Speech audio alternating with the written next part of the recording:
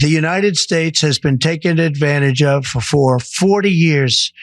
The United States has been a laughingstock for years and years. That we are setting records right now. Yes. Nothing says we are breaking records like the Dow plummeting with every word of diatribe uttered. Records like nobody has ever seen before. When you have companies like this coming in and almost 40% of their company in one signature is going to be devoted. Trump followed up an exhausting weekend of intense golfing, leg dragging, and dancing. Yes, just a reminder that this is as wildfires continue to rage in South Carolina while Trump golfs in Florida and JD Vance hits the slopes in Vermont. They cut experts working on the bird flu response. You know, the thing that is making eggs so expensive and causing shortages. And now they are working to try to hire them back. I mean, talk about efficiency. We have wildfires raging in South Carolina as Elon guts FEMA, Trump golfs in Florida, and J.D. Vance hits the slopes in Vermont. Can you imagine if Joe Biden went golfing during the California fires? You guys would have a meltdown. But when it's the dear leader, Donald Trump, suddenly it's all fine. But anyway, it was back to the batshit press conferences as usual. And as Trump confirmed, tariffs on Mexico and Canada will go into effect on Tuesday and said reciprocal tariffs will also come next. The market responded in a way that Fox News couldn't even spin. Well, except Larry Kudlow. The Biden economy, what's left of it, looks like it's tanking. What you just said is one of the most insanely idiotic things I have ever heard. The United States has been taken advantage of for 40 years. The United States has been a laughingstock for years and years. That's why this gentleman is built in Taiwan instead of building here. It would have been better if he built here. If we had a president that knew what they were doing, and we had a lot of them very bad on trade. I'm a huge fan of Ronald Reagan, but he was bad on trade, very bad on trade. He allowed a lot of people, a lot of businesses to be taken. So I say that with due respect because he was so great on other things, but he was bad on trade. We are setting records right now, records like nobody has ever seen before. When you have companies like this coming in and almost 40% of their company in one signature is going to be devoted to what he does, which is one of the most important businesses in the world. That's an unbelievable thing. When Apple now is going to start building all of their plants here. Last one. What's left of the Biden economy is slumping so badly. It's just slumping. This is the legacy of the Biden economy. Will we hear, I want you to tell me, Caroline Levitt, I want you to say, Larry, we're going to have lots of talk about tax cuts and deregulation and energy production and economic growth in the State of the Union message tomorrow. Upbeat, I used to call it growthier, Caroline. We're going to have a growthier speech tomorrow to keep those animal spirits going. Tell me it's all true. It's all true, Larry. I can confirm the president is going to talk about his economic agenda. And truly, this administration is working around the clock to bring down the cost of living for the American people, to deregulate the regulations that Joe Biden put on every industry across the board. And, you know, tax cuts are a huge priority for this president, and he'll be talking directly to Congress about that tomorrow night. All right, great stuff. You're really terrific. Caroline. And this recent downturn comes as economic indicators have deteriorated in recent weeks, raising concerns that the GDP will flip. US stock market sold off sharply on Monday after Donald Trump dashed hopes that he would maybe hold off again on imposing tariffs, you know, just to wait for more things that were already put in place before he got into office to be put in again. Now we've just gotten this announcement from Trudeau himself, who I should note got out ahead of the White House in this. He said he had a good call with Trump. He said that Canada is going to be implementing a $1.3 billion border plan where they're talking about reinforcing the border. I should note that's actually something that Trudeau announced and Canada announced back in December, about mid-December.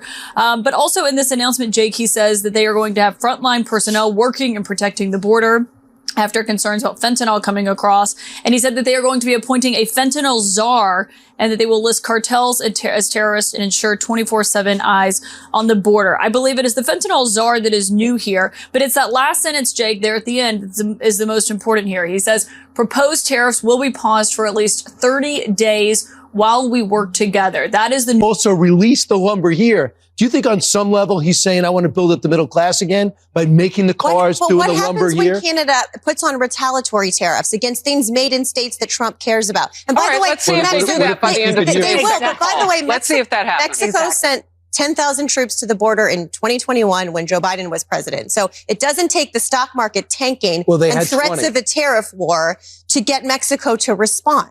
So if you're willing, you don't think this border was secured during Joe Biden? If you're willing, the Dow Jones average tumbled 644 points, or 1.5%. The S&P 500 sank 1.8%, and the Nasdaq lost 2.6%. The 10-year Treasury yield slipped 6.6 basis points to 4.16% as investors crowded into safe haven U.S. bonds. And when you take all this into consideration, it's no surprise that public consensus on the president's ability to do the things that he promised, like combat inflation, the thing he said he'd do day one, and lower prices, the other thing he'd said he would do on day one, but of course hasn't. It's sinking deeper underwater. Starting the day I take the oath of office, I will rapidly drive prices down and we will make America affordable again. We're going to make it affordable again. Yeah. And inflation is back. I'm only here for 2.5 weeks. That was January. Inflation is back. No, think of it. Inflation's back. And they said, oh, Trump inflation. I had nothing to do with it. The last day and change has been the worst day of polling for Donald Trump during his entire second term in office. What am I talking about here? Take a look at Trump's net approval rating. CNN, you see it on this side of the screen. -5. Gallup, -6. Ipsos, -7. Quinnipiac, -4. Negative, negative, negative, negative, underwater, underwater, underwater, underwater. These 4 polls, all of them tell a consistent story, and that is Trump is on the negative side of the ledger. His net approval is negative. He is underwater like the Little Mermaid.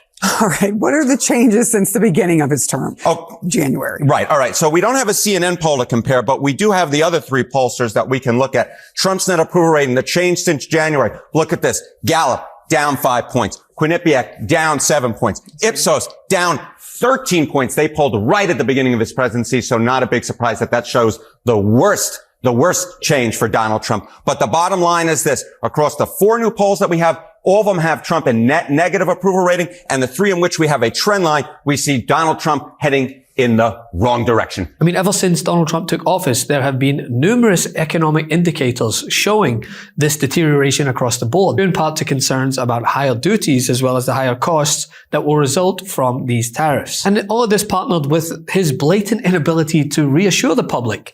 Instead, what he does is he deflects blame, or he blames Joe Biden, who isn't president. Somebody tell Larry Kudlow that as well. But what James Carville is referring to is this huge drop in support for President Trump and for Elon Musk and what he's doing at DOGE. So there were a bunch of polls that came out. CNN has 2-to-1. People are upset about Musk having such a prominent role in the government. Trump's approval rating is down 5 to 7 points across 4 of these big polls. He's underwater on managing the economy, which is obviously what handed him the presidency, 8 points underwater.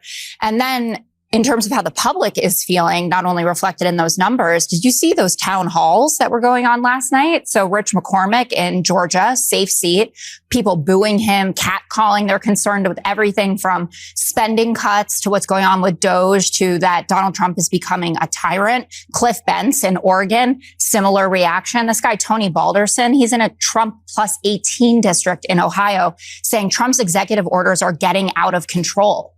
They are hearing from the American public that what is going on from the Oval Office to CPAC, which is, Pam Bondi being at CPAC seems like a politicization of the office, to say the least, is not what the American public wanted. They wanted someone to come in to get the economy back on track. That hasn't been happening. They wanted a different vision of getting rid of illegal immigrants. They wanted people who are actually convicted of crimes to be the ones getting kicked out, not just picking up anyone who speaks Spanish. So that's what Carville's saying, and I think it's good strategy. Let it happen. So all in all, for the man put in office under the pretense of making America affordable again. So when I win, I will immediately bring prices down starting on day one. We will end Kamala's war on American energy, and we will drill, baby drill. We're going to drill. It'll all happen very quickly. This will rapidly drive prices down, lower interest rates, and put more money into the pockets of American consumers. It'll also bring your grocery bill way down. I have more complaints on grocery. The word grocery, it's sort of simple word, but it sort of means like everything you eat. The stomach is speaking. It always does. It looks like he's as faithful to that word as he is, well, take your pick of any of his past wives. Can't get enough Meidas? Check out the Meidas Plus Substack for ad-free articles, reports, podcasts, daily recaps from Ron Filipkowski, and more. Sign up for free now at MeidasPlus.com.